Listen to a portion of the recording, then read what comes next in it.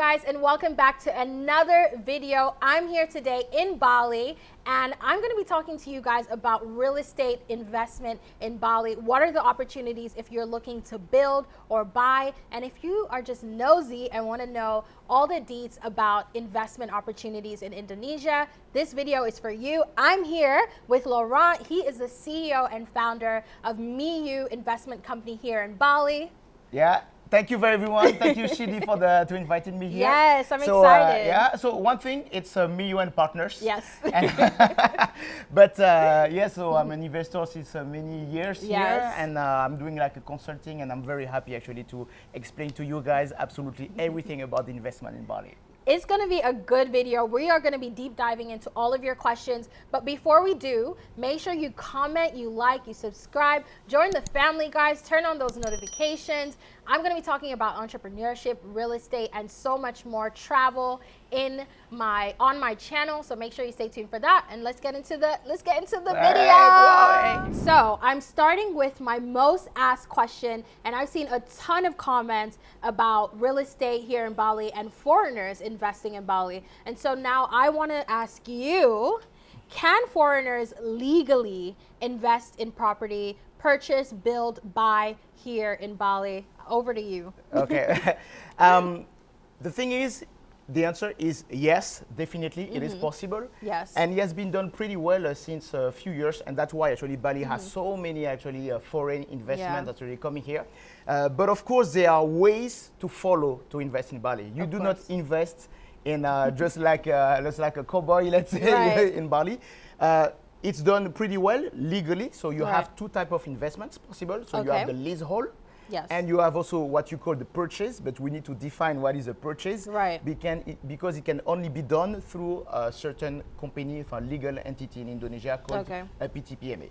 Okay, got it. So just to clarify, right? You can either do a leasehold or you can purchase outright, which is also known as a freehold, right? Exactly. And a lot of people, mostly hear about the freehold side of things. And as we know, it is not really practiced or not really always recommended. So tell me a little bit about that, because a lot of people know about that, and so they think that because we've discussed previously that freehold is not really legal here. You can't really purchase outrightly as a foreigner. How do people then purchase outrightly here in Bali? Okay, so foreigners cannot own the land in Indonesia. Right. So under their name, right, they cannot purchase the land in Bali. Right.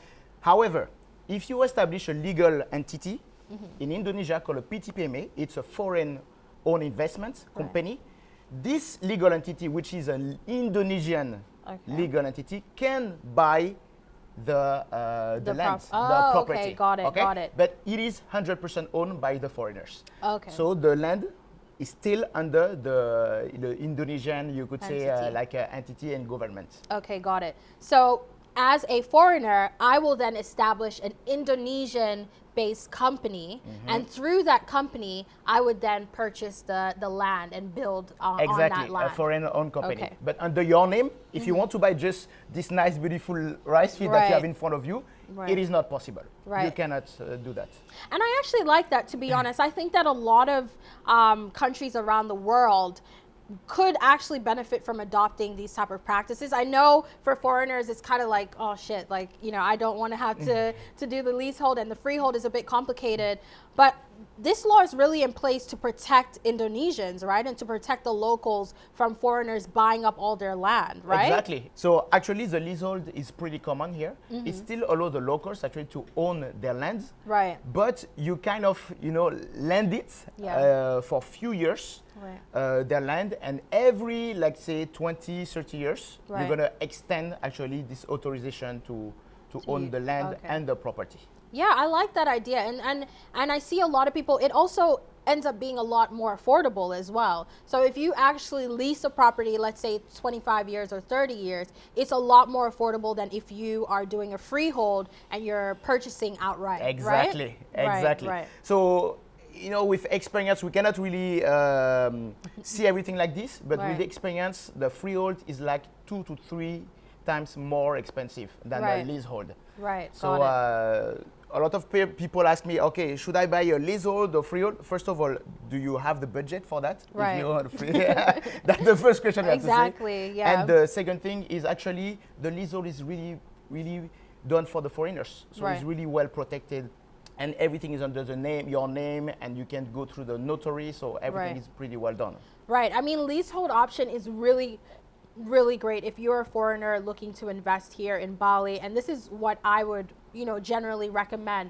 Freehold gets a little bit more complicated, and you want to think about how committed are you here in Bali, right? Do you want to go ahead and create that company, and then do you want to have to go ahead and then, purchase the land under your company name? So there's a lot of technicalities that come in, whereas a leasehold, you are securing that piece of land and you are building in your own name. So at any point in time, if you need to go to court or if there's anything that arises, you and your investment is protected under the law. And so that's really great. I know a lot of people wanted us to clear that up. And so long story short, there's options available. Now tell me a little bit more about how many years people typically can secure or lease land for.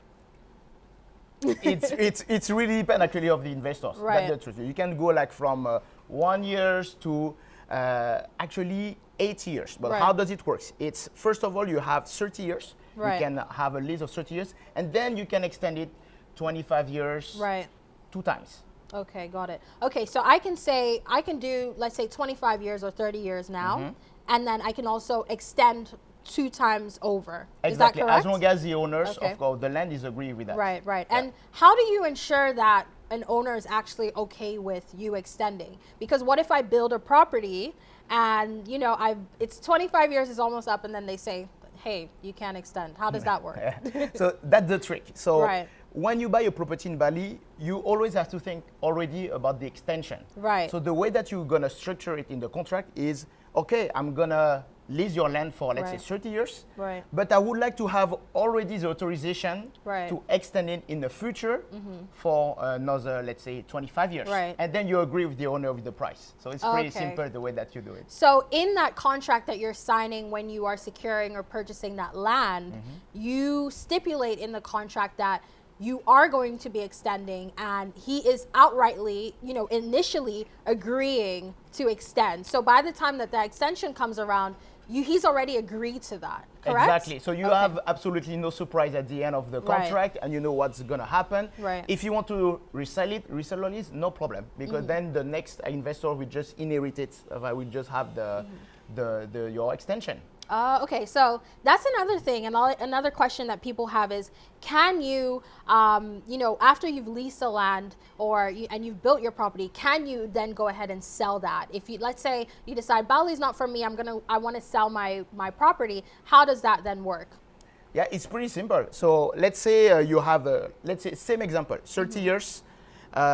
You use it, you lease it, you use your property for 3 years. So you have 27 years left on your property. So you're gonna sell 27 years for the next one, for the next person. But in this contract, if you already pre-negotiated the extension, the next investors can just buy also the extension, either pay the extension upfront or just wait, as in the contract it is stipulated, the timing to pay the extension. Okay, got it. So it's legally allowed, if I secure land and I lease it for, let's say, 30 years, I can then go ahead and sell at any time. Anytime. Okay, got it. So there you have it, guys. You can invest in Bali and then sell it. And a lot of people actually make money from this, where they will purchase land, they will build, and then they sell it off. And that's how some investors do it. So you can either sell it or you can keep the property and rent it out nightly and so on. And let's talk a little bit about that. Can I add just one point, course. actually? the thing is, a lot of people think, oh gosh, it's really difficult because we don't, for the leasehold, we really want to own it forever. But the thing is, in Bali, a lot of people buy and sell. So what happened for most of the investors, they invest in Bali, in villas for, let's say, 4 or 5 years, and then they resell it. Okay. So they never really go through the end of the lease for most of the people. Right. So at the end of the day, it's this is how the market works. So the next person just come and take over your lease and their contract, and there's no issue with that. Right? Yeah, I mean, the most important thing, of course, is you want to have a good lawyer. you want to make sure that those contracts are airtight. You want to ensure that there's a clause in that contract that says that you can extend, and that the landowner is already legally agreeing to that extension, so that you can rest assured that you can extend at the end. And a lot of people actually, and you know what's common as well, is you can purchase that extension if you want to pay for that extension up front as well when you're purchasing the first land. So you can do 50 years up front, right? Exactly. Okay. If the owners agree to that. Of course.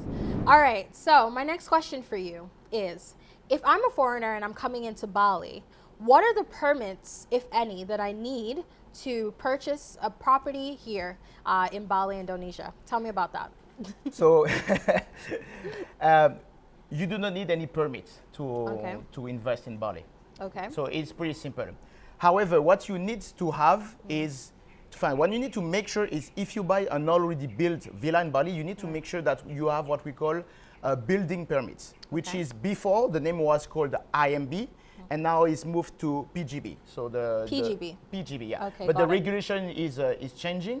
But for now, this is what you will need to invest in Bali. So the first thing that you should be looking for if someone says, "Hey, I want to sell you my property," is, do you have a PGB, or formerly known as an IMB? Correct? Exactly. Okay, got it. So now the regulation is changing. So we're gonna know exactly, what exactly is inside the PGB. Right. But at the end of the year, maybe not at the end of the year, because we're already on December. Already at the end of the year. But maybe early next year we will have the all details about this new building permit. Okay, got it. So main thing that you need is a building permit, which the owner of that property and that land will hand over to you. Exactly. Correct. And that's very important to have. Okay, got it. And actually, if you don't have that, you can't sell your property, right? Exactly. So if I'm building a property here in Indonesia and I don't have my building permit, then I'm not going to be able to sell that property down the line. So if you're building, it's very important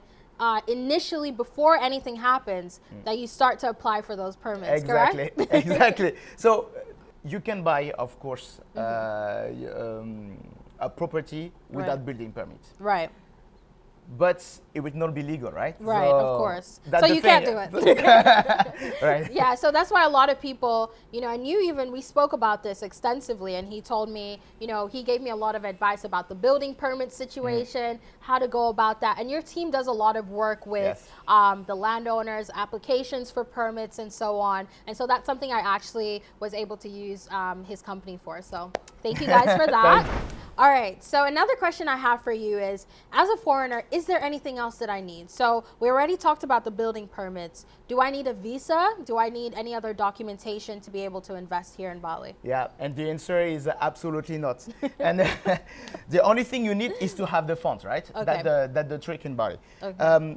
And we see with the pandemic right now, a lot of investors, Right. they are investing in Bali without coming here. Right. It's really possible, right? Right, because also prices right now are pretty good, right? And so a lot of people are trying to get in right now before, obviously, things spike up again. So that's why we're seeing that. Exactly. Well, even for the price, actually, for the villas, that's true. You have a lot of owners that were selling villas. Right. But for the land, the price did not decrease. Oh, wow. It's even increased. In the beginning of the year, Right. we see a really a big spike, in the price, and it's really increasing. It's going wow. up. So land prices are increasing now. Yes. But why is that? Because a lot of people realize that with the pandemic, Right. they would like to do the change in life. Oh, And so I you have see. a lot of families coming here. Right. You have a lot of people selling business.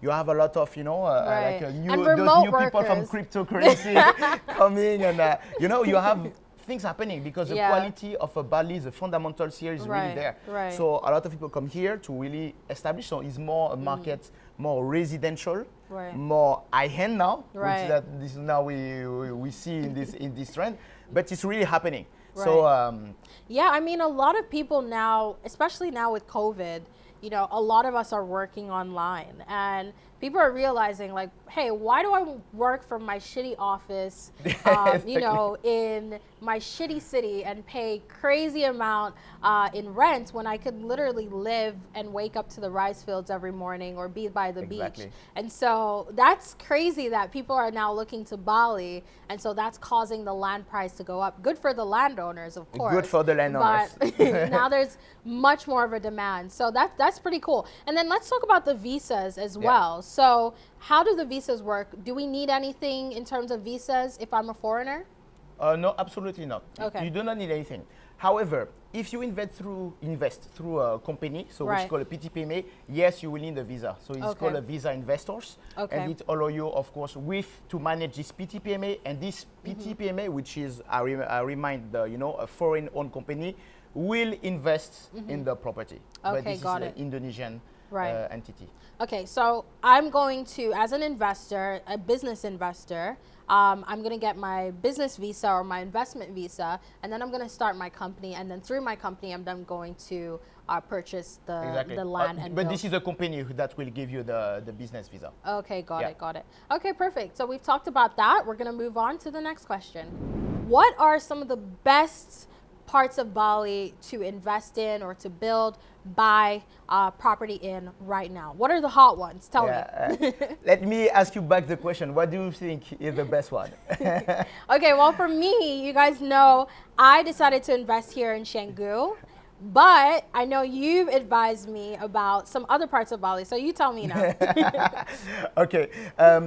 The reality is it all depends of the project. Oh, so wrong answer for me. It all depends of the project. But you could say that there are three main areas where people are investing in Bali right now. Okay. The really hot spot I'm talking in 2021. Okay. So which is Canggu. Canggu, okay. And what is around Canggu. So I do not enter too much into the details. Right. You have Ubud, which is, you know, the normal area with the yoga and stuff. Right. And you have one more here, which is kind of hot now, which is Uluwatu. Ah, okay, got it. Okay, so this is the three Canggu, Ubud, and Uluwatu are the three hot spots for investment right now. But of course, not everywhere in Canggu, and not everywhere in Ubud, and not everywhere in Uluwatu. Right. So inside those areas, you have really the best spot, which is usually close to the beach, close to the restaurant, with the nice amenities, with the parties going on, the tourism, exactly, yoga, etc. Right. Okay, yeah. I mean, for me, obviously, I love Canggu. I'm a little bit biased, but I've seen a lot of investment properties pop up in Ubud, close to the Ubud Center. And Uluwatu is amazing as well. You know, it's a little bit far out from Canggu, but that's literally where I'm at every single weekend. The beach is amazing. So I definitely get that. And then we also talked about Pereranan as well, just outside of Canggu. So tell me more about that. So Pereranan it's a very nice area. It's a new residential area. They wanted to do something a little bit different. So more residential, more high-end, more quiet. Ah, so I see. This is how it all started. And with the pandemic, this is what we just explained. So a lot of families and people are investing in Bali. And when they invest in Bali, of course, they are looking for sometimes this is family, like a nice new residential area. Yeah, and that's I like the thing Pereranan. I need to precise, because you have two types of investment in Bali. So you have the one for profits. So if you would like to rent your villas, and you have the one which is more residential, if you would like to live here. Got it. If you talk about the best area to make profit, this is Canggu, Uluwatu, and Ubud. That's what I said. Before they were like a Seminyak. Before so Seminyak has kind of fallen off a little bit, because when I initially came to Seminyak, property prices in Seminyak were much higher than they are now in Canggu, which is so crazy. I mean, I remember trying to get a villa in Seminyak, and it was much more expensive. But as we've seen through the pandemic, Canggu has really survived the pandemic, and you see a lot of businesses doing really well. Opportunities are still available, and whereas when you go to Seminyak and Kuta, it's like a dead zone. I mean, there's nothing, and it's really sad. So that's why we're seeing a lot of people now coming to Canggu, investing in Canggu, and I really like Pereranan as well. And the nice thing about Pereranan is it's so accessible from Canggu, you know? Exactly. There's like shortcuts and all of that stuff. Exactly, so. exactly. But the new coming area is, as I said, for if you think about more like a residential and still close to Canggu and have rice field, etc. You have Babakan. Ah, okay. You have Tumbak Bayou, and you have like Perinan, and you have this new one also, which is not a new one. Right. That was already existing, but is really hot right now. It's Umalas. Umalas. Ah, yeah. okay. Because it is between Seminyak and Canggu. Right, right. Yeah. Okay, perfect. So there you have it, guys. We've talked a little bit about all the little hot spots here in Bali, and now we're gonna head over and I'm gonna ask you a couple more questions, and these are gonna be quick questions, so quick fire questions. Please, and go I ahead. just want like a couple sentences answer, and yeah, let's get into it. So if I come to you and I'm like, hey, I want to invest, what would be the first things that you would advise me to do? Okay. First things, of course, we will review with you the project that you have. Do you want to invest to have some profit, or do you want to live here? The second thing that's very important, actually. The first thing, actually, when you see the land, you say, wow, it's a nice rice field view, and I like it, something like this, is actually to check whether you can build on this land or not, which is called the zoning, right? So first, you check the zoning, in which zoning you are. Second things, you will check all the certificates to make sure that this land is really owned by the owners, and everything it's properly registered under the government. And the third thing is you have to check, and this is where I give you a special tips, whether this land actually will cost you a lot of money or not. So I explain how it is. It's like, for example, you have to do what you call the topography of the land to see the size of the land, but also the soil test. Because when you do the foundation, actually, of this land, in Bali, you have a lot of rice field. Right. So the land, the soil is not stable, right? So when you do the foundation, actually, of your villas, depending of your soil, if if you want to touch the good ground, you know, it's gonna cost you a lot of money if this ground is really deep into this land. Do you get what I mean? Yeah, I understand. So just to reiterate, just so I'm making sure I understand, maybe it's a lot of a little bit, information.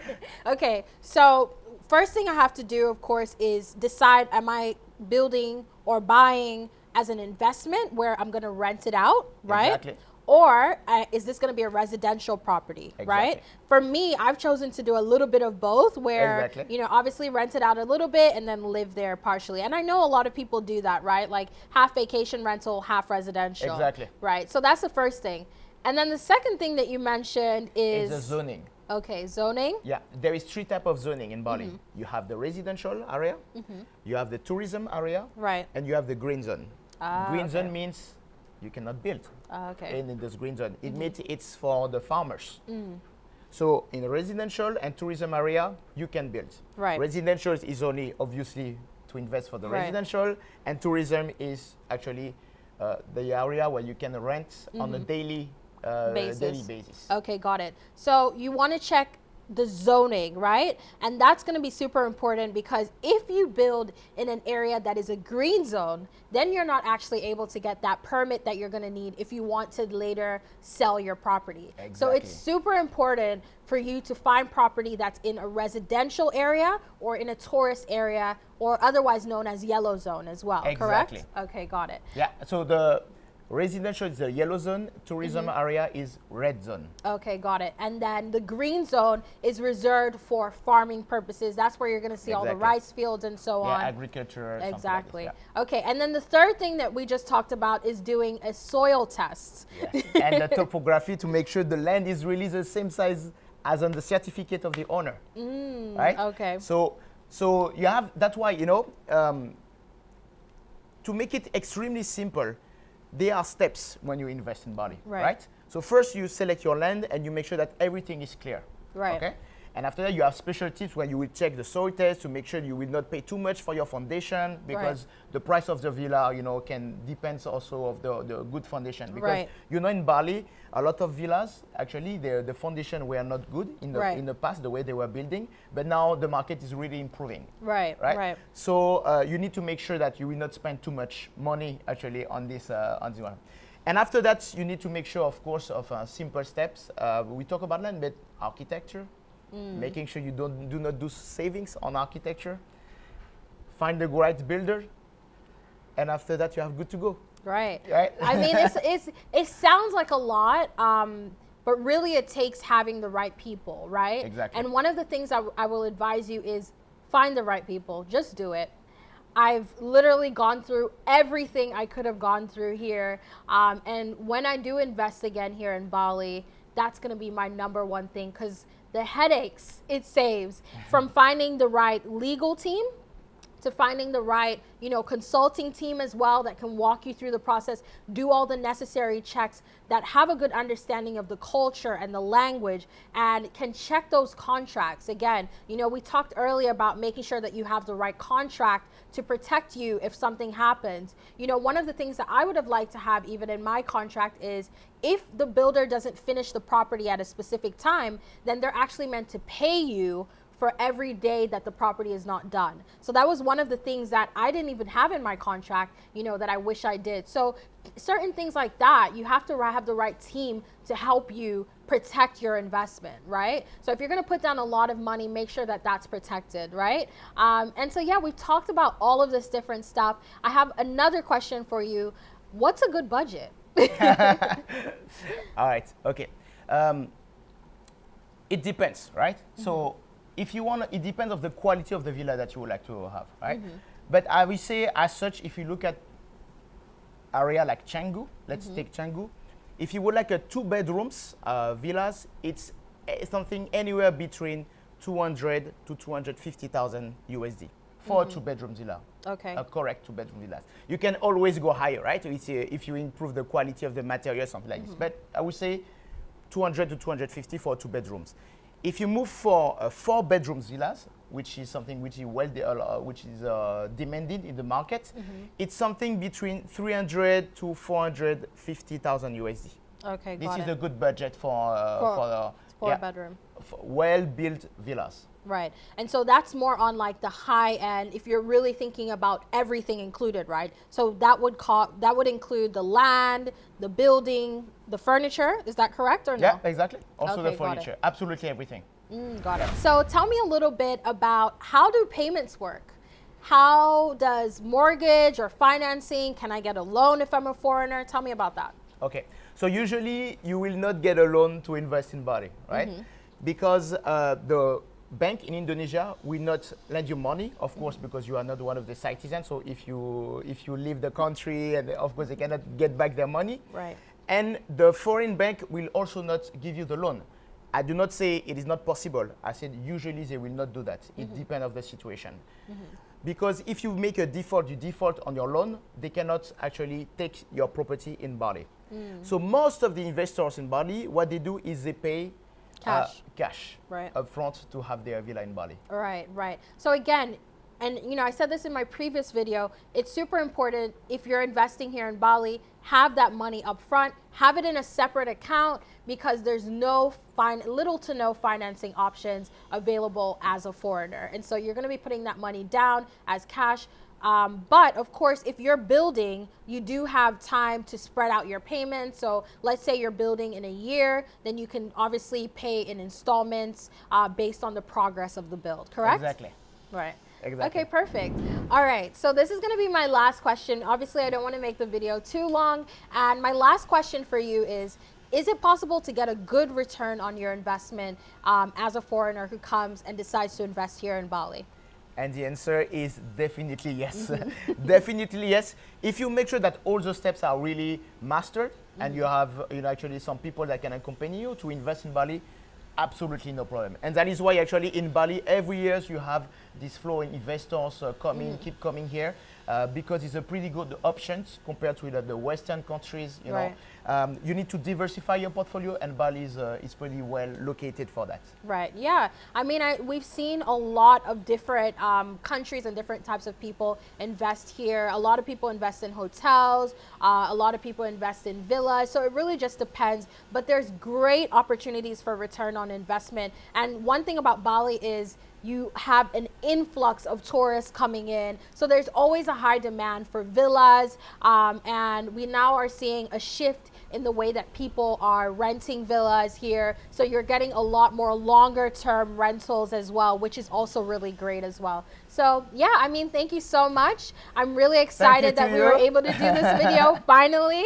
And if you guys want to know more about Laurent and his company, Mio Partners, make sure you go check them out. I'm going to link everything down below in the description box. Check them out if you're looking to invest. He's going to be able to answer all the rest of your questions, and they have amazing connections. I have personally used them for legal stuff and legal issues here in Bali, and they've been great. They've been quick, and so that's been amazing. So thank you so much for joining, and I'll see you guys in my next video. Peace. Peace. Ciao.